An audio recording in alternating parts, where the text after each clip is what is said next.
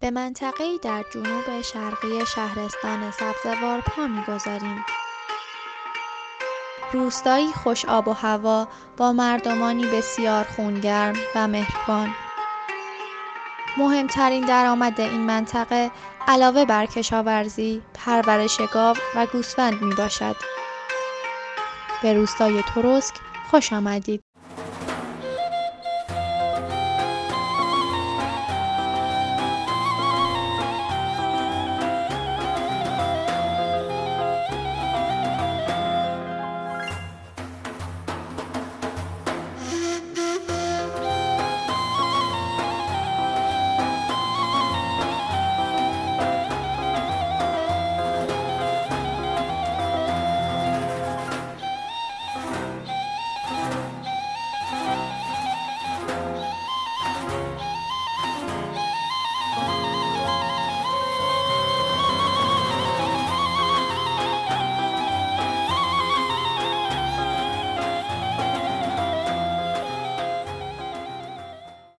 این جانب هادی ابراهیمیان رئیس شورای اسلامی و مسئول مخابرات روستای ترسک. موقعیت جغرافیایی روستای ترسک از شرق به تندک، از غرب به اردیز و از جنوب به شهرستان بردسکن و کاشمر و از شمال به روستاهای قاسمی و کیزغان منتهی می شود و تعداد شهدای این روستا 7 نفر می باشد که تعداد خانوار 250 خانوار و تعداد جمعیت 881 نفر می باشد. امکانات این روستا شامل مخابرات و تلفن ثابت خانگی، خانه بهداشت، مسجد، حسینیه، غسالخانه و شهرت روستا در بحث دامپروری به لحاظ کمه و روغن زرد در سطح شهرستان سبزوار مشهور است. پروژه های انجام شده توسط شورای اسلامی و دهیاری طرح جمع‌آوری آبهای سطحی، مجتمع ورزشی و احداث خانه عالم و پروژه هایی که در حال اقدام هست توسط این شورا و دهیاری، طرح لوله‌کشی گاز روستا، احداث ساختمان دهیاری و مرمت اصلاح شبکه آب شرب روستا. با تشکر. این جانب مهدی مرادی با خیراتی، متولد منطقه ششتمد و مدیریت دبیرستان میاد ترسک می باشم. در حال حاضر در روستای ترسک تعداد 2 مدرسه در مقطع ابتدایی و مقطع متوسطی اول فعال می باشه. در مقطع ابتداییمون تعداد 35 دانش آموز به همراه 2 همکار و در مقطع متوسطی اول تعداد 15 دانش آموز به صورت مختلف در حال تحصیل می باشن.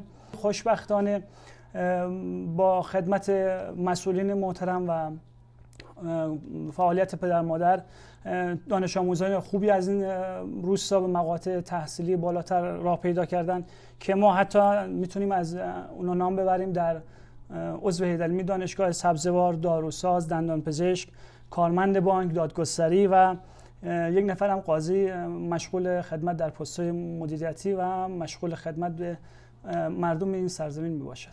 خوشبختانه زمین این مدرسه توسط شخصی از اهالی در سال 88 وقف شده، وقف به مدرسه، و توسط یکی از خیرین محترم این مدرسه در سال 88 با این چشمانداز زیبا ساخته شده. تقریبا 10,000 متر مربع وسعت داره و دارای 3 کلاس 7 و 8 و 9 دفتر و امکانات دیگه می باشه. دارای محیط ورزشی و آزمایشگاه و اتاق دیتا می باشه و خدمتتون عرض کنم که مجموعی بسیار زیبایی که توسط خیرین محترم ساخته شده است.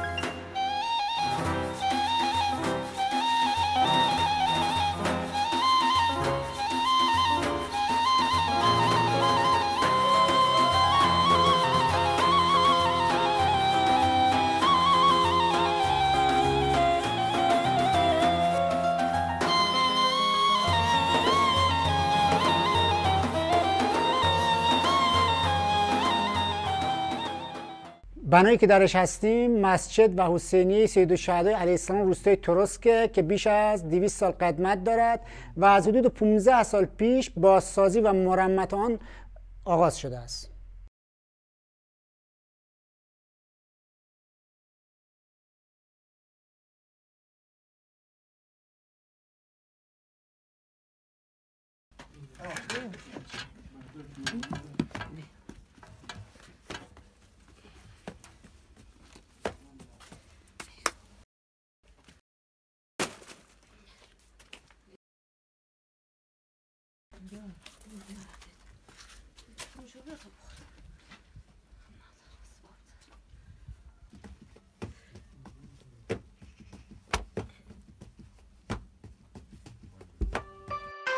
لحظاتی زیبا و به یاد ماندنی در گوشه‌ای کوچک از سرزمینمان که خاطرات بزرگی برایمان به ارمغان آورد.